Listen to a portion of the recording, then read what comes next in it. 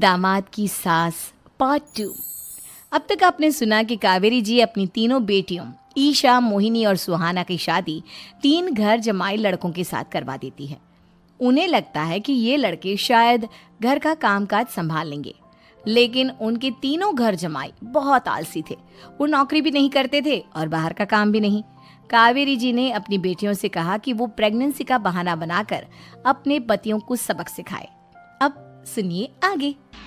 Mummy, आपने जैसा कहा था हमने वैसा ही किया, लेकिन देखिए ना, विवेक का हाल तो वैसा का वैसा ही है। घर में ना सुबह का नाश्ता बनता है और ना खाना। नौकरी पर जाने की बात करूं तो खाने को दौड़ते हैं मुझे। हाँ मम्मी, मैंने भी सुमित को कितनी बार कहा कि अगर नौकरी नहीं करनी तो कोई छोटी सी दुकान ही खोल लो। घर का खर्चा कैसे चलेगा? देखो दोपहर के 12 बजने आए और जनाब अभी तक सो रहे हैं। हाँ मम्मी, ईशा और सुहाना ठीक कहती हैं। अविनाश का भी यही हाल है। जब मैंने अपनी प्रेगनेंसी के बारे में कहा तो मुझसे कहने लगा, अरे दूसरी लड़कियां तो 9-9 महीने तक नौकरी करती है, बस डिलीवरी के टाइम छुट्टी लेती है। मोहिनी, तुम भी नौकरी करो। अब मुझे कहाँ नौकरी मिलेगी? मम्मी बताओ अब मैं क्या करूँ? हे भगवान, क्या सोचकर घर जमाई दामाद लाई थी मैं कि मेरी बेटियां मेरे पास रहेंगी और खुश रहेंगी, लेकिन इन आलसी दामादों ने तो हमारी जिंदगी को भी प्रॉब्लम में डाल दिया है। मैं तो कहती हूँ मम्मी, हम लोग वापस अपनी जॉब पर जाना शुरू कर देते हैं। बता देते हैं इन लोगों को कि हमने प्रेगनेंसी का बहाना किया है। नहीं नहीं बेटा, ऐसी गलती भी मत करना। अगर तुमने ऐसा किया तो इन तीनों की आदत और ख़राब हो जाएगी। अरे आज नहीं तो कल कभी तो तुम प्रेग्नेंट होगी, तब वापस यही प्रॉब्लम आएगी। तब क्या करोगी तुम तीनों? हाँ मम्मी, आपकी बात तो बिल्कुल सही है। इन लोगों को तो सुधारना ही पड़ेगा। लेकिन कैसे? अपने बच्चों के आने की खबर सुनकर भी इन लोगों पर कोई असर नहीं हो रहा। पैसे कमाने के लिए घर से बाहर निकलना ही नहीं चाहते ये तीनों। अब मेरे दिमाग में एक प्लान आया है। तुम तीनों चिंता मत करो, उन तीनों को बुलाओ, फिर मैं बात करती हूँ। थोड़ी देर बाद कावेरी जी अपने तीनों दामादों को सामने बुलाकर अपनी बात कहना शुरू करती हैं। अविनाश, सुमित और विवेक, देखो बेटा, मैं ना तुम तीनों से बड़ा प्यार करती हूँ, इसीलिए तो तुम्हें घर जमाई बना कर रखा है मैंने। अरे मम्मी जी, सीधे सीधे कहिए ना, क्या बात है? प्यार तो हम भी आपको बहुत करते हैं। अरे मम्मी जी, आपकी इज्जत भी बहुत करते हैं। अरे भाई, आपके जैसी सास और कमाने वाली बीवी सबको मिलती है क्या? हाँ मम्मी, विवेक और सुमित ठीक कह रहे हैं। आपकी बेटी से शादी करके मेरी तो ज़िंदगी ही अच्छी हो गई है। जानती हूँ मैं, और ये भी जानती हूँ कि तुम तीनों अपने अपनी बीवियों से बहुत प्यार करते हो। बेटा, बात ऐसी है कि हमारे कुल गुरु ने कहा है कि प्रेग्नेंट होने के बाद मेरी तीनों बेटियां शुरू के 4 महीने हमारे गांव में जाकर रहेगी, जहां मेरे चाचा जी रहते हैं। अरे लेकिन क्यों मम्मी, गांव में जाकर रहने की क्या ज़रूरत है इन तीनों को? वो क्या है ना बेटा, हमारे परिवार को एक श्राप है। अगर मेरी बेटियों ने यहाँ पर बच्चा पैदा करने की कोशिश की तो उनके बच्चों को कुछ भी हो सकता है। इसलिए अब से लेकर 4 महीने पूरे होने तक इन्हें गांव वाले घर में रहना पड़ेगा। हाँ तो इसमें प्रॉब्लम क्या है मम्मी जी? हम भी वहाँ जाकर रहेंगे, पिकनिक मनाएंगे।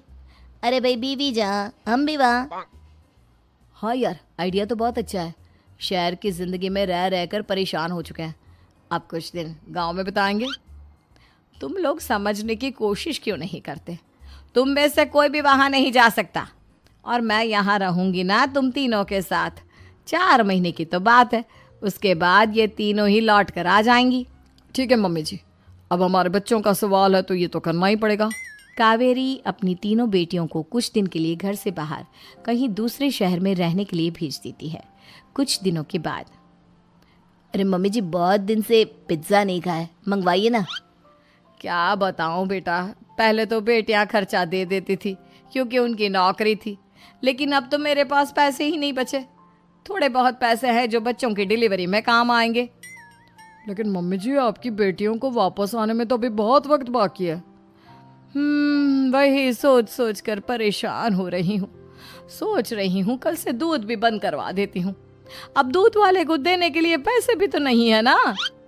अरे नहीं नहीं मम्मी जी, अगर दूध भी बंद करवा दोगी तो मुझे चाय कहाँ से मिलेगी? और चाय के बिना मैं तो मर ही जाऊंगा। क्या करूं बेटा, इसके अलावा हमारे पास कोई ऑप्शन नहीं है। मेरे पास पैसे ही नहीं बचे। इस तरह कावेरी जी धीरे धीरे अपने तीनों दामादों को पैसे देना बंद कर देती हैं और घर में खाने पीने की चीजें लाना भी बंद कर देती है। अब वो तीनों बुरी तरह से परेशान होने लगे थे और इसलिए एक दिन तीनों प्लान करके घर से बाहर निकलते हैं और बाजार में जाने के बाद यार अच्छा खाना खाए हुए कितने दिन हो गए, पता नहीं कब अच्छा खाना मिलेगा। हमारी बीवियों के जाने के बाद तो हमारी हालत भिखारियों जैसी हो गई है यार। कुछ भी हो, मुझे तो आज पिज्ज़ा खाना ही खाना है। जेब में 1 रुपया नहीं और पिज्जा खाएगा, कहाँ से आएंगे पैसे? अरे देख वहाँ सामने बोर्ड पर क्या लिखा हुआ है, कंप्यूटर पर काम करने के लिए एक आदमी की आवश्यकता है। भाई मैं तो जा रहा हूँ, काम करूँगा और शाम तक पैसे लाकर आराम से पिज्ज़ा खाऊंगा। जा जा, तुझे कोई काम नहीं देने वाला, हम तो घर जा रहे हैं। चल भाई सुमित। सुमित और अविनाश वहाँ से चले जाते हैं और विवेक उस कंप्यूटर शॉप पर सारा दिन काम करके 5,000 रुपये कमा कर घर लौट कर आता है और अपने खाने के लिए अच्छी अच्छी चीज़ें भी लेकर आता है। ये देखकर विवेक और सुमित के दिल में भी कुछ पैसे कमाने की इच्छा जागती है। अरे सुबह सुबह कहाँ चल दिए तुम? मम्मी जी एक बहुत अच्छी जगह मिली है, कंप्यूटर पर काम करने के 5,000 मिले थे कल मुझे। अगर रोज़ काम करूँगा तो पूरे 40,000 की तनख्वाह। अरे वाह, ये तो बहुत अच्छी बात है दामाद जी, आपको जाना ही चाहिए। सुमित और अविनाश विवेक को इस तरह तरक्की करते देखकर परेशान हो जाते हैं और वो दोनों भी काम की तलाश में निकल पड़ते हैं। धीरे धीरे उन दोनों को भी काम मिल जाता है। अब कावेरी के तीनों दामाद छोटी मोटी नौकरी करके अच्छा पैसा कमाने लगे थे। एक दिन कावेरी उन्हें अपने पास बुलाती हैं। अरे वाह, विवेक 40,000 कमा लेता है, अविनाश 60,000 और सुमित तुम भी 40,000 के आसपास कमा ही लेते हो। कुल मिलाकर तुम अच्छे खासे पैसे कमा रहे हो बेटा। हाँ मम्मी जी, बहुत मज़ा आता है जब महीने के एंड में मोटी रकम हाथ में आती है।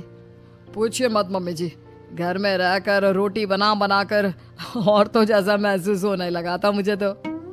हाँ बेटा, तुम तीनों की बात तो बिल्कुल ठीक है और जानते हो अब तुम तीनों की पत्नियां भी वापस लौट कर आने वाली है। लेकिन मम्मी जी अभी तो उन्हें गए सिर्फ 2 महीने हुए हैं, आपने तो कहा था वो 4 महीने के बाद लौट कर आएंगी। ऐसा कुछ नहीं है बेटा, मैं सिर्फ तुम तीनों को सबक सिखाना चाहती थी कि आदमी घर में बैठकर बीवी की कमाई खाता हुआ अच्छा नहीं लगता। इस दुनिया में हर इंसान को मेहनत करनी चाहिए, काम करना चाहिए, चाहे वो औरत हो या आदमी, ताकि अपने परिवार को संभाल सके। कावेरी की बात सुनकर उन तीनों को अपनी गलती का एहसास होता है और कावेरी उन्हें सच बता देती है कि ईशा, सुहाना और मोहिनी शहर में ही कहीं दूसरी जगह रह रहे थे। शाम के वक्त उन तीनों की पत्नियां लौट कर आ जाती है और कावेरी जी का परिवार एक खुशहाल परिवार की तरह रहने लगता है।